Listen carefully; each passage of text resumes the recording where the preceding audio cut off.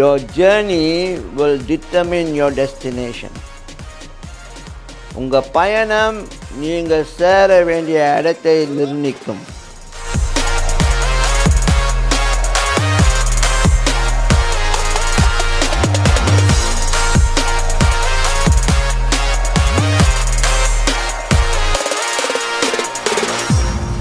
மறந்துடாதீங்க, உங்கள் journey will determine your destination. Your journey will determine your destination. உங்கள் பயணம் நீங்கள் சேர வேண்டிய இடத்தை நிர்ணயிக்கும். சரியா? இங்கே நிறைய பேர் அதை விளங்க மாட்டேங்கிறாங்க, நிறைய பேர் அதை விளங்கி கொள்ள மாட்டேங்கிறாங்க, நிறைய பேருக்கு அது சரியாக புரியலன்னு நினைக்கிறேன். எல்லாம் நினச்சிக்கிட்டாங்க சேர்ச்சுக்கு நம்ம வரோம், ஆண்டவர் இப்போ நம்ம போகிற போதுனில் கூட நம்ம வரோம், இதாக இருந்தாலும் ஆண்டவர் பார்த்துக்குவார், பிரச்சனை இல்லை அப்படின்னு.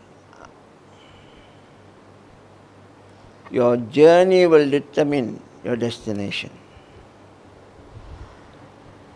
அவரோட பயணம் செய்யும்பொழுது அவரை போல மாறுவீங்க. அவர் கூட பயணம் செய்யும்பொழுது நீங்கள் அவரை போல மாறுவீங்க. பயணம் செய்யாதவர்கள் அந்த மறுரூப நிலையை அடைய முடியாது. அப்போ ஒரு நாளைக்கு ஆண்டவர் அவரை உங்களுக்குள்ளே பார்க்க முடியாது.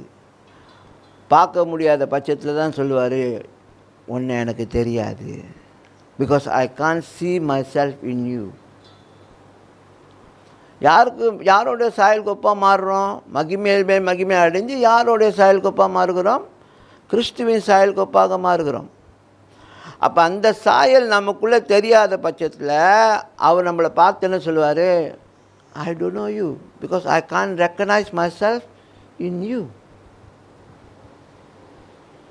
அதனால் இப்போ போகிற ஜேர்னிலையும் ரிஸ்க் இருக்குது, நினச்சிக்காதீங்க. சில பேர் சொல்லுவாங்க இது கிருபை போதனையில் போயிட்டுருக்குமா. ஒரு தலைங்க என்கிட்ட கேட்குறாரு, you are still in grace grace அப்படின்னு.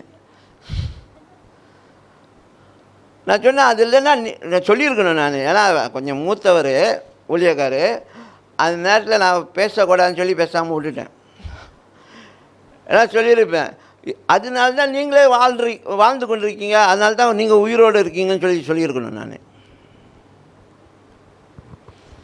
கிருபைலன்னா என்னால் ஒன்றும் இல்லை.